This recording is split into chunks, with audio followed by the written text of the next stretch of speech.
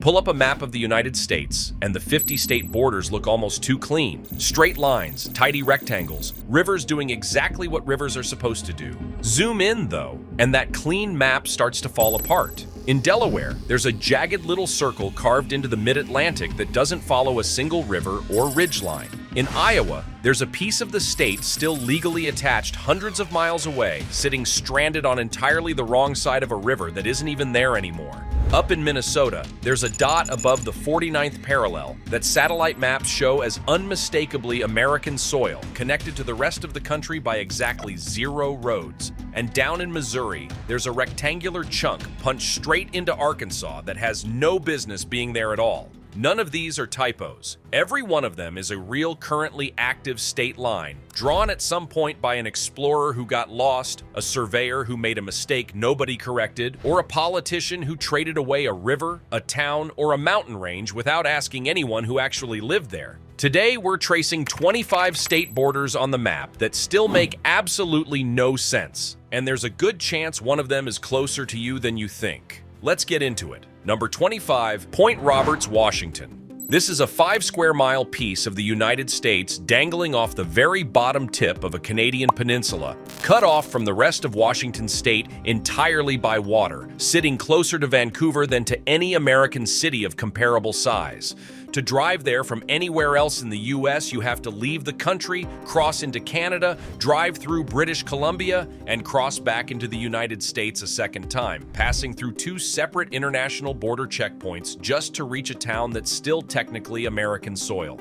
It exists purely because the 1846 treaty splitting the Pacific Northwest between Britain and the US used the 49th parallel as a straight line on paper, and that line happened to slice off the tip of this peninsula without anyone bothering to check what was actually sitting on the ground beneath it. Today, around 1,000 people live there full-time, running their own tiny fire department and school system, because sending kids across 2 borders every morning simply isn't practical, and gas stations there famously do a booming business selling to Canadians who drive down just to fill up at US prices. Number 24, the Northwest Angle in Minnesota. This is the northernmost point in the lower 48 states, jutting up above the 49th parallel like a strange thumb poking into Canada. And just like Point Roberts, it's physically cut off from the rest of the country by water, forcing residents to pass through Canada to reach it by road. The reason is an 18th century mapping mistake. The 1783 treaty ending the Revolutionary War assumed the Mississippi River started further north than it actually does, using its supposed source as a key reference point for drawing the entire northern border.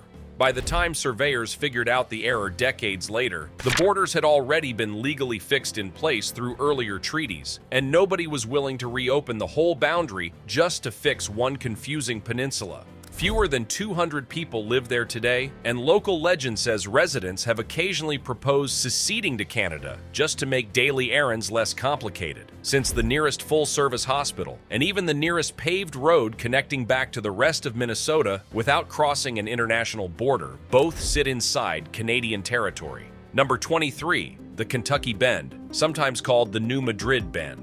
This is a piece of Kentucky completely surrounded by Tennessee and Missouri on every side, created when the Mississippi River violently shifted course during a series of massive earthquakes in 1811 and 1812, some of the strongest ever recorded in North American history, strong enough that eyewitnesses reported the river briefly running backward. The river used to loop around this land in a way that kept it physically connected to the rest of Kentucky across a narrow neck of ground. Once the earthquakes reshaped the channel and the river straightened out, the state border stayed fixed to the old, no longer existing waterway instead of following the new one, leaving a piece of Kentucky stranded on the wrong side of the water.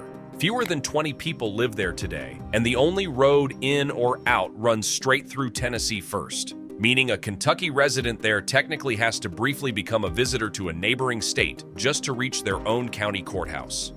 Number 22, Carter Lake, Iowa. In 1877, the Missouri River flooded catastrophically and abruptly changed course overnight during a single powerful storm, leaving this entire town stranded on the western side of the river, physically attached to Omaha, Nebraska, instead of the rest of Iowa it had always belonged to. Legally, it's still Iowa soil today, subject to Iowa's taxes and Iowa's laws. Practically, you can walk to it from Nebraska without ever crossing a drop of water, while reaching the rest of Iowa requires driving across a bridge and crossing an entirely different river channel that didn't even exist when the town was founded. It's one of the only places in America where you can stand in one state while every neighboring building around you sits in another. And for decades, the town's own school district actually contracted with Nebraska schools instead of Iowa ones, simply because they were physically closer. Number 21, Kaskaskia, Illinois. This one is even stranger.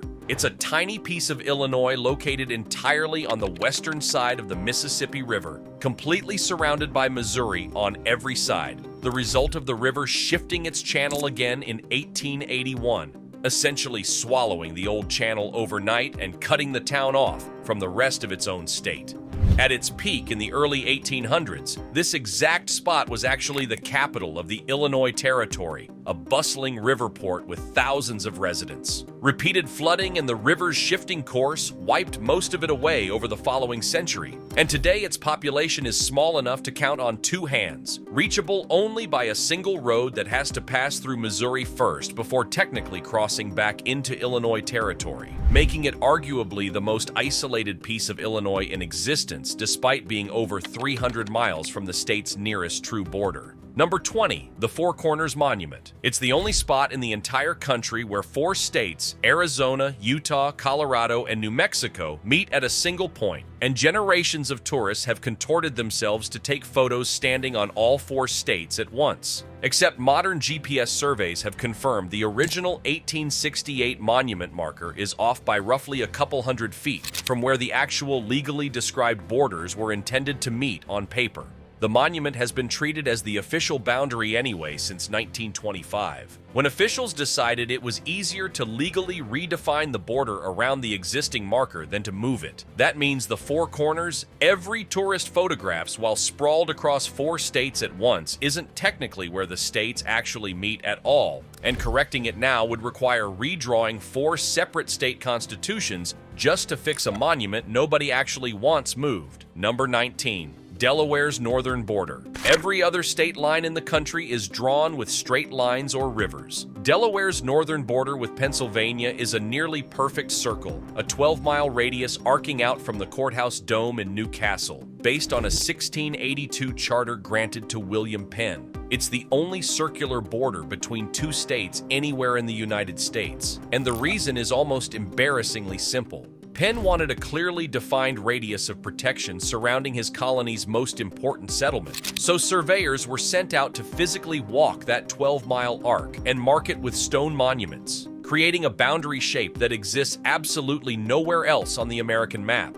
and one so unusual that Delaware is sometimes nicknamed on old maps as the state with the circle for a border. Number 18, Ellis Island. Most of the original island belongs to New Jersey, sitting far closer to the New Jersey shoreline than to Manhattan across the busy harbor. But roughly 2/3 of the island's total footprint today was built decades later using landfill dumped by the federal government specifically to expand the immigration station's capacity during its busiest years, processing new arrivals from ships anchored just offshore.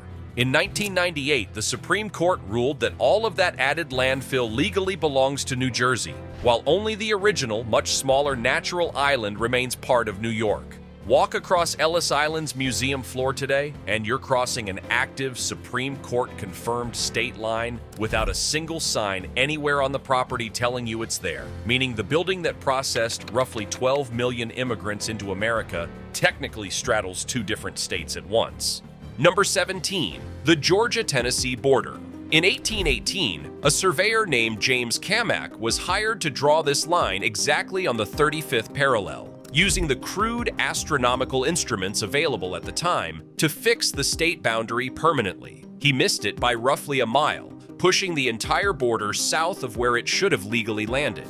That single mile might not sound like much, except it happens to be the exact mile that would have given Georgia direct access to the Tennessee River. Georgia lawmakers have formally attempted to reclaim that strip of land more than once over the past 2 centuries. Most recently during a severe drought when Metro Atlanta desperately needed the extra water access to its reservoirs, and Tennessee has flatly refused every single request, even after Georgia's own legislature passed a resolution demanding the mile back and threatening legal action to enforce the original 1818 survey line. Number 16. The Missouri Booth Heel. Look at a map of Missouri and there's an odd rectangular chunk jutting downward into Arkansas that breaks the otherwise straight southern border running across the rest of the state, looking almost like a boot kicking into its neighbor's territory. It exists because a wealthy landowner named John Hardiman Walker petitioned Congress directly in the 1820s specifically so his plantation wouldn't be split in half by the new state line being drawn nearby. Congress simply carved out the extra land to keep his property fully intact, permanently reshaping the entire southern outline of Missouri to accommodate one man's land holdings, a decision made by a handful of federal officials that still shows up clearly on every printed map of the state nearly 200 years later. Number 15. The Toledo War. In the 1830s, Ohio and the Michigan Territory came dangerously close to actual armed conflict over a thin strip of land containing the growing port city of Toledo, both sides mobilizing armed militia and marching troops to the disputed border over a survey error buried in the original territorial boundary description written decades earlier. Congress finally settled it in 1836 by awarding Toledo to Ohio outright and handing Michigan the entire Upper Peninsula as a consolation prize instead. A rugged, heavily forested piece of land nobody in Michigan particularly wanted at the time. It later turned out to hold enormous deposits of copper and iron ore, making the consolation prize worth vastly more over the following century than Toledo itself ever was, an outcome so lopsided that Michigan residents joke to this day that Ohio actually lost the war it thought it had won. Number 14. The Idaho Panhandle. Idaho's northern stretch is oddly narrow, squeezed tightly between Washington and Montana on either side like a thumb pinched between 2 neighbors, and it exists because of railroad politics in the 1860s rather than any natural geography. Mining interests in northern Idaho specifically wanted a direct rail and shipping connection to Pacific ports rather than being folded administratively into Montana territory. Congress carved out this narrow strip specifically to preserve that separate economic access, leaving Idaho with one of the most oddly proportioned outlines of any state in the country, a shape purely engineered around freight routes rather than rivers or mountain ranges, so narrow in places that it's barely 45 miles wide from one neighboring state to the other. Number 13. The Oklahoma Panhandle, once known as No Man's Land. For roughly 40 years in the 1800s, this narrow strip of land wasn't legally part of any state or territory at all. It was left over specifically because of the Missouri Compromise's slavery boundary line, a stretch of land positioned too far south to join Kansas as a free state and too far north to legally join Texas as a slave state under that same compromise. It sat with no formal government, no organized law enforcement, and no official owner for 4 decades, becoming a genuine haven for outlaws avoiding jurisdiction elsewhere, until Oklahoma finally absorbed it into statehood in 1890, and locals living there in the meantime had reportedly organized their own informal court system just to settle land disputes without any actual legal authority to back it up. Number 12. West Virginia's 2 panhandles. Most states have 0 narrow panhandles, and West Virginia somehow ended up with 2, a narrow eastern panhandle stretching toward Washington, D.C., and an even narrower northern panhandle pointing up between Ohio and Pennsylvania like a splinter driven between 2 neighboring states. Both exist because of deliberate Civil War-era negotiations. Delegates creating the new breakaway state in 1863 specifically grabbed narrow slivers of Virginia territory to secure critical railroad lines and river access points, reshaping the entire state into one of the most irregular, almost lightning bolt-shaped outlines in the entire country, virtually overnight during wartime, and the Eastern Panhandle alone sits so far removed from the rest of West Virginia that residents there are geographically closer to 4 other state capitals than to their own. Number 11. The Potomac River border between Virginia and Maryland. This one surprises almost everyone who hears it for the first time. The entire Potomac River legally belongs to Maryland, all the way to the low water mark sitting right on the Virginia shoreline, meaning Virginia's actual state border sits at its own riverbank rather than at the river's center, like nearly every other state river border in the country. It comes from the original 1632 colonial charter granted to Lord Baltimore, which handed him the whole river outright as personal property. And remarkably, that boundary has never once been formally renegotiated in the nearly 4 centuries since, meaning Virginia technically needs Maryland's permission to build a pier or dock extending into water that runs directly along its own coastline. Number 10. The Connecticut River border between New Hampshire and Vermont. It's almost the exact same arrangement playing out in reverse. New Hampshire's western border runs along the low water mark on the Vermont side of the river, meaning the entire river, every single drop of it, legally belongs to New Hampshire outright. Vermont doesn't own so much as a single foot of the water running directly along its own eastern edge, a fact that occasionally surprises Vermont residents who assume, understandably, that a river between two states gets split down the middle like almost everywhere else, and one that has occasionally sparked minor disputes over bridge maintenance costs, since Vermont has argued for decades that it shouldn't have to help pay for a structure crossing water it doesn't legally own any part of. Number 9. The Delaware Wedge. For nearly 150 years, a small triangular sliver of land where Delaware, Maryland, and Pennsylvania all nearly meet was simultaneously claimed by more than one state at once, a genuine no man's land of overlapping paperwork, thanks to conflicting colonial-era surveys that never quite lined up with each other. Residents living inside the wedge genuinely weren't always sure which state's laws technically applied to them. It wasn't formally and permanently resolved until 1921, making it one of the very last unsettled pieces of colonial-era boundary confusion anywhere in the entire country, a leftover argument that outlasted the Revolutionary War, the Civil War, and 2 world wars combined, only getting fixed once modern surveying finally forced all 3 states to sit down and agree on a single, final line. Number 8. The Mason-Dixon line. Most people know it today as the symbolic line separating North and South, a phrase repeated in history books for generations. But it started out as a simple, ordinary property dispute between 2 rival colonial families, the Penns and the Calverts, fighting over the exact border between Pennsylvania and Maryland. 2 English surveyors, Charles Mason and Jeremiah Dixon, spent between 1763 and 1767 physically placing carved stone markers roughly every single mile along the entire boundary to mark it permanently on the ground. A surprising number of those original 18th century stones are still sitting exactly where they were placed today, quietly forming the same line that would later come to divide an entire nation over slavery, decades after the 2 surveyors who carved them had already died with no idea their property line would end up meaning anything more than a settled family dispute. Number 7. The Rhode Island-Massachusetts border. Instead of surveyors or courts settling this one from above like almost every other state line in the country, individual towns sitting directly along the disputed border were actually allowed to vote in a series of formal referendums during the early 1900s on which state they personally wanted to belong to. The result is a jagged, zigzagging line that follows decades-old town preferences rather than any natural river, ridge, or straight survey line, making it one of the most irregular, democratically negotiated state borders anywhere in New England, and one of the only borders in the entire country where ordinary voters, rather than surveyors or judges, get direct credit for drawing the final shape. Number 6. Wyoming and Colorado's perfectly straight rectangles. While most of this list is built on accidents, disputes, and shifting rivers, these 2 states exist as almost the exact opposite problem entirely.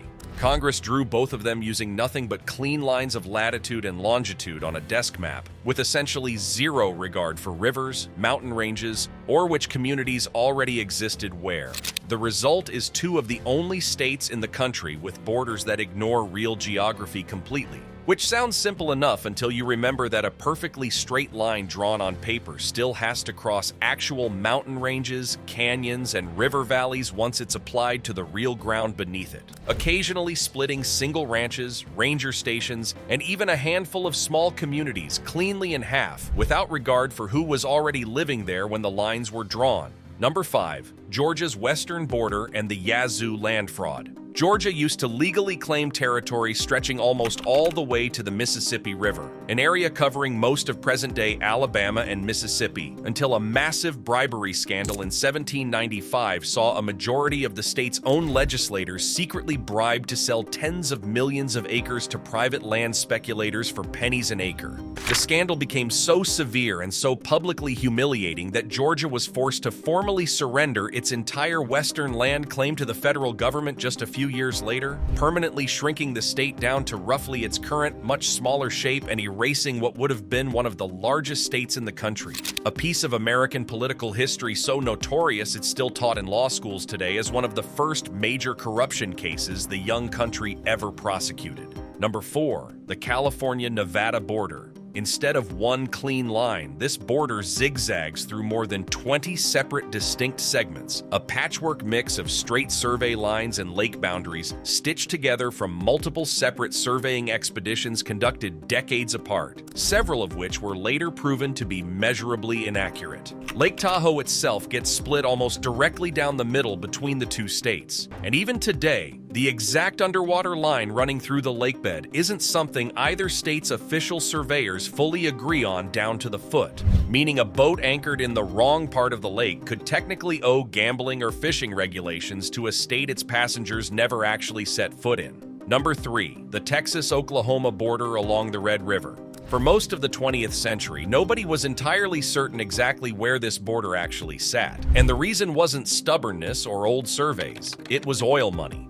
When large oil deposits were discovered directly along the riverbed in the 1920s, both states suddenly had an extremely expensive reason to argue bitterly over a few hundred feet of muddy ground. The Supreme Court eventually ruled that the true legal border wasn't the river's center line, and wasn't its south bank either, but the vegetation line sitting just above the water line, a narrow technical distinction worth millions of dollars in mineral and drilling rights to whichever state ended up legally owning that thin strip of grass, a ruling so specific that surveyors still have to physically inspect where plants stop growing to determine which state collects the royalty checks on any given well.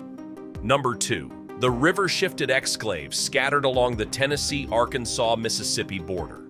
The Mississippi River has physically changed course so many times over the past 2 centuries, cutting new channels and abandoning old ones during major floods, that several small pockets of Tennessee now sit stranded on the western side of the river, completely cut off from the rest of the state by water, while a handful of small Arkansas parcels sit stranded on the eastern side instead, cut off from Arkansas in exactly the same way. Nobody ever formally redrew these state borders when the river itself moved. The lines simply stayed locked exactly where the old river channel used to run, leaving little floating fragments of each state landlocked permanently inside their neighbor's territory, some of them so small and disconnected from any services that residents there have to pay property taxes to a county government they can only reach after driving through an entirely different state first. Number 1. Staten Island's border with New Jersey. Staten Island sits dramatically closer to the New Jersey coastline than to the rest of New York City, close enough that on a clear day, you can practically read the signs on the New Jersey side, separated from Manhattan by miles of open harbor water, but from New Jersey by nothing more than a narrow tidal strait you could practically swim across. According to a colorful story repeated for centuries, colonial governor Benjamin Fletcher supposedly settled a dispute over which colony would own the island by ruling that whichever colony could sail a ship all the way around it within 24 hours would keep it permanently, and a New York sea captain allegedly pulled off exactly that feat. Whether or not that boat race actually happened precisely as told, the strange result is entirely real. An island practically touching New Jersey's own shoreline has belonged to New York for more than 300 years, purely because of where a line on an old colonial map was never double-checked. And to this day, residents joke that it would take less time to swim to New Jersey than to reach most of the rest of their own city by public transit. 25 borders, and every single one of them still stands exactly like this today. Not because the original mistakes were ever fixed, but because once a line gets legally drawn and formally recognized, it almost never gets erased afterward, no matter how strange, how accidental, or how obviously wrong it eventually turns out to be. Some of these lines exist because a river moved. Some exist because a family bought protection with a compass and a piece of paper. Some exist purely because nobody with the authority to fix them ever thought it was worth the political fight. Somewhere on this list is probably a border sitting a few hours from wherever you live right now. One you've likely crossed before, without ever noticing it was even there, hiding in plain sight on a map most people never look at closely enough to question. If you want the next one, subscribe, because there's a lot more of this country we haven't mapped out yet, and the stranger it gets, the better.